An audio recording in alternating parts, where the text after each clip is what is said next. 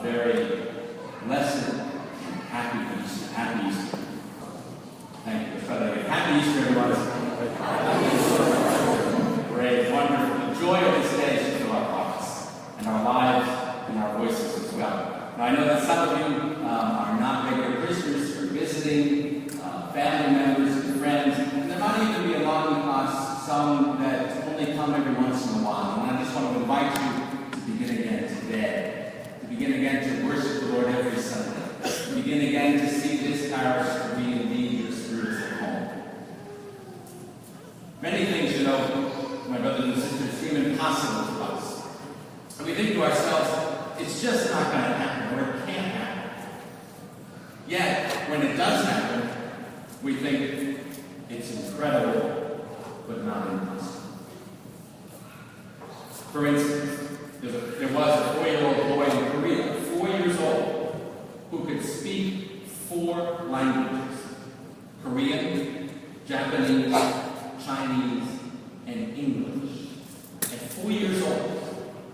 At first, we might say that's impossible, but it happened. It's incredible, but not impossible. Mrs. Velasquez in Russia gave birth to 69 children. No, it's not impossible. It happened. It's just incredible. A healthy baby boy was born in Turkey, weighing 24 pounds. Now, mothers, that's incredible, but also probably painful, isn't it? Not impossible. Just seemingly incredible. There was a man who grew a mustache that was 102 inches long. It's a lot of time not shaving, but not impossible. Just incredible. We heard in the gospel today, the Easter gospel, we heard of Mary Magdalene coming to the tomb, Peter and John coming to the tomb and finding it empty, and inside, not the dead body of Christ, but simply burial clothes. Something that they would think was impossible, but it happened. The angel says in the Gospel of Matthew, "Do not be afraid, for I know that you seek Jesus who was crucified. He is not here, for he is risen, as he said."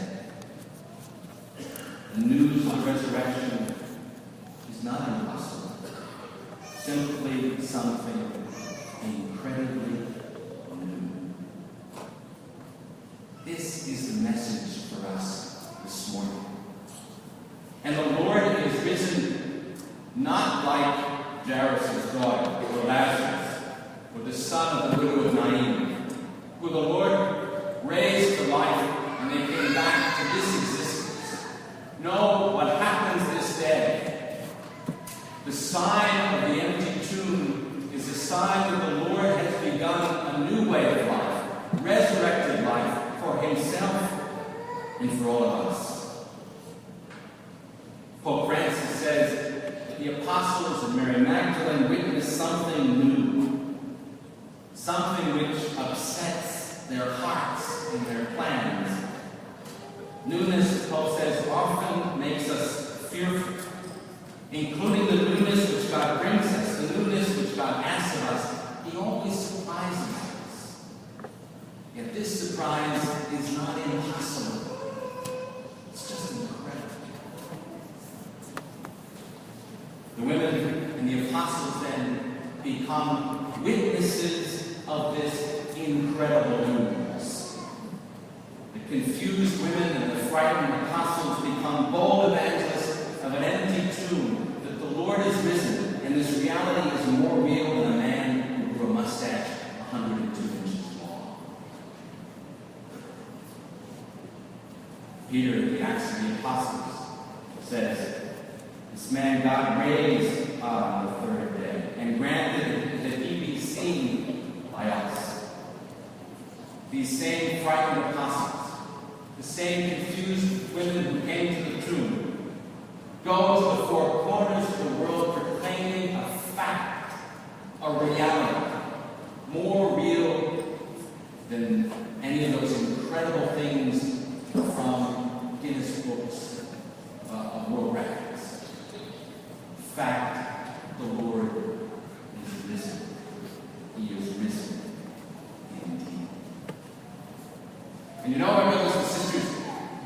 fact, this news is not meant to be simply something that we think about. Rather, it is news that must be transformative. It's meant to change our life every day. Knowing that the Lord is risen makes the biggest difference in our world. Last night at the Easter vigil, this very Easter candle was brought down the main aisle in total darkness, and the deacon proclaimed that Christ is our light. Lumen Christi, right? The light of Christ. And He is the light of Christ. He is the light of this world. He is our light as well, that dispels all the darkness in our life, that gives us ultimate hope, and because of His resurrection, we have a destiny which we call heaven. This is not just something we can think about, read about. No, it's a fact that is meant to transform our lives.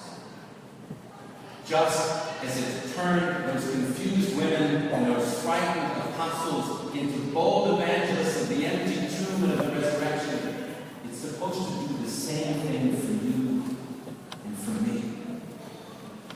Our task in our family life, in our place of business, and in our world is to be radical beacons and lights, a reflection of the fact that the tomb is empty and that Jesus Christ is alive.